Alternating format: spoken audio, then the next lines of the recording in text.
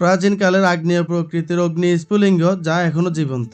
Yellowstone national পার্কের এই চিরন্তন বিস্ময় ওল্ড ফেইথফুল গিজার। প্রায় প্রতি ঘন্টাতে এর ভিতরে জমে থাকা উত্তপ্ত পানির চাপ বেড়ে ওঠে আর তৈরি হয় মহাকাব্যিক বিস্ফোরণের জন্য।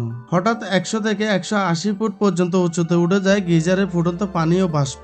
প্রায় 3 থেকে 5 মিনিট ধরে চলে এই চমকপ্রদ বিস্ফোরণ, যা এটাই বলে দেয় এটি প্রকৃতির শুদ্ধ শক্তির প্রতীক। গিজারের নিচে রয়েছে এক গভীর পানি ও পাথরের চেম্বার, যেখানে উত্তপ্ত ম্যাগনা পানি গরম করে তোলে। যখন পানি খুব দ্রুত বাষ্পে পরিণত হয় তখন ভেতরের চাপ বিস্ফোরণের মাধ্যমে বাহিরে প্রকাশ পায়।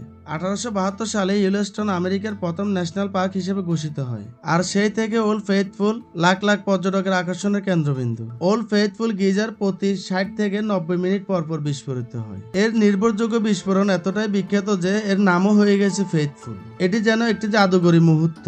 বিস্ফোরণের শেষে আবার শান্ত হয়ে যায় প্রকৃতি, কিন্তু পরের বারে বিস্ফোরণের জন্য অপেক্ষায় থাকে। ওল্ড ফেইথফুল শুধুমাত্র একটি গিজার নয়, এটি প্রকৃতির নিয়ম, শক্তি এবং সৌন্দর্যের চিরন্তন প্রতীক। ওল্ড ফেইথফুল গিজার সম্পর্কে আরো বিস্তারিত জানতে চাইলে কমেন্টস করুন। ভিডিওটি ভালো লাগলে একটি লাইক দিন আর আমাদের চ্যানেলটি সাবস্ক্রাইব করতে ভুলবেন না।